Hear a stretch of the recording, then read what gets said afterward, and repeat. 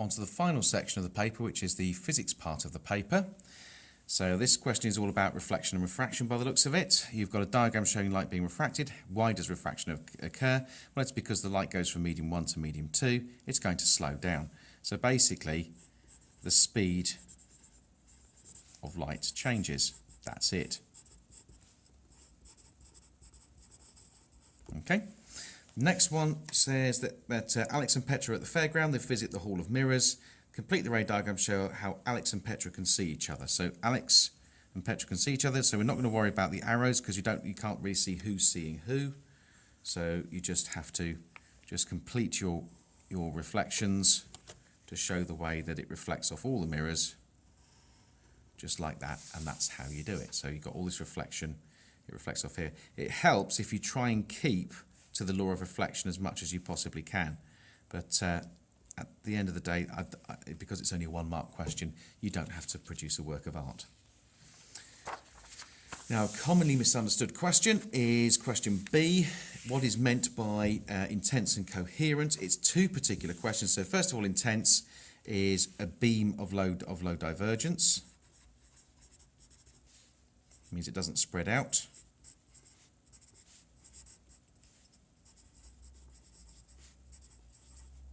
Okay, and the second part is what coherent means.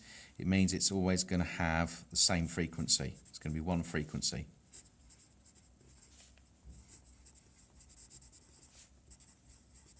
That's it. Easy as that.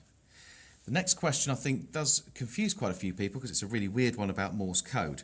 It says that Morse code can be sent by light. In the past, coded signals were used to send messages over long distances. Explain how this was done. So the signal was sent as flashes of light. That's the obvious bit.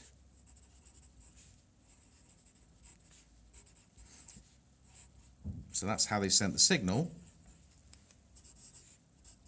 But the question is also asking you how it was sent over long distances. So in order to do that, it would have had to have been relayed. So, and was relayed.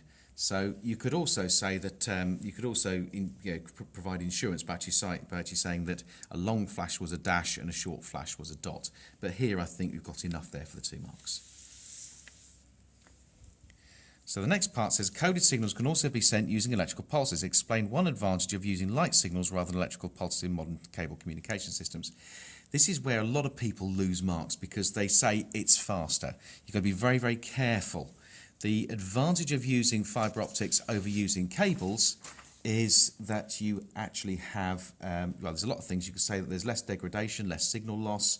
You could say there's less chance of interference. You can actually say that there's higher data carrying capacity. Don't say it is faster. So I'm going to go with, I can go with the idea that you get less signal loss. I think, because that's the easiest one to write.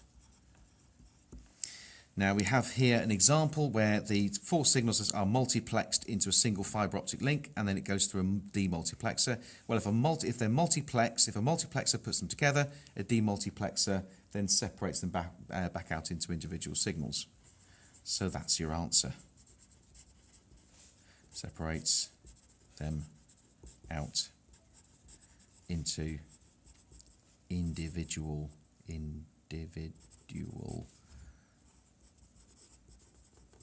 signals, and that's it. That's question number 9.